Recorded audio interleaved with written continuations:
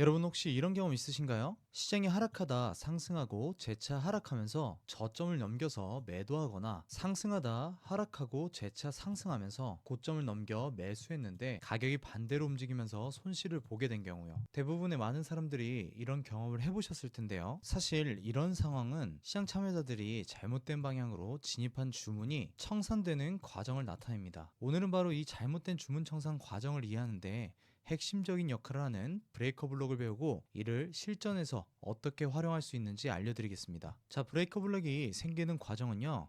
스윙 고점과 스윙 저점을 모두 돌파한 뒤 시장이 특정 구간으로 되돌아가면 상승하는 추세에서 하락하는 추세로 새로운 방향성을 만드는 과정에서 형성되는 패턴인데요. 아마 여기서 이런 생각하시는 분들이 계실 겁니다. 아, 내가 이 구간에서 청산당했구나. 이런 브레이커 블록은 시장 참여자들이 잘못된 방향으로 진입한 주문을 청산하는 과정을 보여주기 때문인데요. 이 브레이커 블록은 크게 두 가지로 나뉩니다. 상승 브레이커 블록과 하락 브레이커 블록인데요. 이제 이 두 가지 실제 사례를 보면서 형성 과정을 알아가고 이 과정에서의 시장 참여자들이 어떻게 청산되는지 살펴봅시다. 첫 번째로 직전에 있던 스윙 고점을 돌파하는 상승이 나옵니다. 그러면 많은 시장 참여자들이 이러한 구간에서 더 상승할 거라고 생각하여 매수 진입을 하는데요. 만약 여러분들이 이런 곳에서 매수 진입을 했다면 스탑로스는 어디에 걸어 놓으실 건가요? 대부분 이런 직전 저점에 스탑로스를 걸어 두시죠. 그런데 시장 가격은 이런 고점에서 매수 진입을 한 트레이더들의 스탑 유동성을 가져가기 위해 가격이 갑자기 하락하면서 스윙 저점을 돌파합니다. 그래서 이 시점에 매수 진입한 사람들은 큰 손실을 보거나 청산에 걸리게 되는데요. 이러한 경험 한 번쯤은 투자를 하는 트레이더라면 아마 한 번쯤은 다 가지고 계실 거예요. 이후 가격은 다시 한번 재차 상승하여 되돌아가지만 이 구간은 이제 새로운 매도 세력의 진입 구간이 되며 저항을 맞고 하락하게 됩니다. 그럼 반대로 상승 브레이커 블록을 형성하는 과정을 찾아보면 기존의 스윙 저점을 돌파하며 새로운 스윙 저점이 형성되는데요. 이 구간도 아까와 마찬가지로 스윙 저점을 돌파했기 때문에 시장 참여자들은 더 하락할 것이라고 예상하여 대부분 돌파 매도 진입을 고려합니다. 하지만 가격이 재차 상승하면서 매도 진입에 스탑로스가 걸려있을 확률이 높은 고점을 돌파하는데요. 이 과정에서 매도 포지션을 진입했던 트레이더들의 스탑로스를 터뜨리게 됩니다. 이후 시장은 다시 하락하여 되돌림이 발생하는데요. 이런 과정에서 여러분들이 만약 고점 돌파 매도를 잡았는데 급격한 상승으로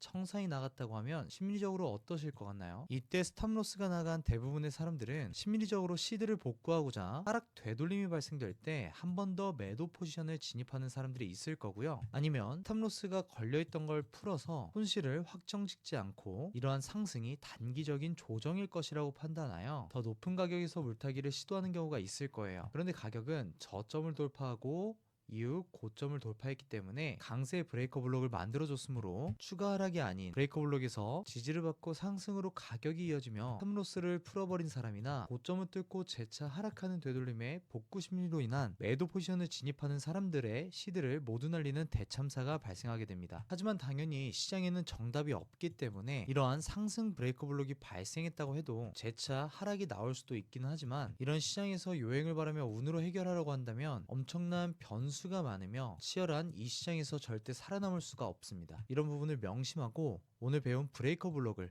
본인의 매매에 있어 확률을 높이는 도구로 사용하셨으면 좋겠는데요. 이제 브레이커 블록의 확률을 높이고 활용할 수 있는 구체적인 단계를 알려드리겠습니다. 보통 우리가 차트를 통한 기술적 분석을 할 때 시간대가 더 높은 타임프레임의 캔들이 낮은 시간대의 타임프레임보다 훨씬 더 견고하기 때문에 하향식 분석을 통한 월간, 그리고 주간, 일간, 4시간, 1시간 15분 이렇게 시간대를 줄여가면서 분석을 하는 것이 트레이딩의 기본인데요. 실제 사례를 보면 이렇게 일간 차트에서 가격이 고점 스윙 포인트의 유동성을 가져갔다면 이런 상황에서는 하락 브레이커 블록을 찾는 것이 더 유리한데요. 이 구간의 브레이커 블록을 확인하기 위해 1시간이나 15분 같은 낮은 타임 프레임으로 돌아가 브레이커 블록을 찾고 진입 타이밍을 구체화하시면 됩니다. 그래서 1시간 차트로 돌아가 보면 아까 일간의 고점 스윙 포인트를 돌파했고 이후 가격이 빠졌다가 상승으로 인한 재차 스윙 포인트를 만들어줬는데 그 스윙 포인트를 한 번 더 돌파가 나왔죠.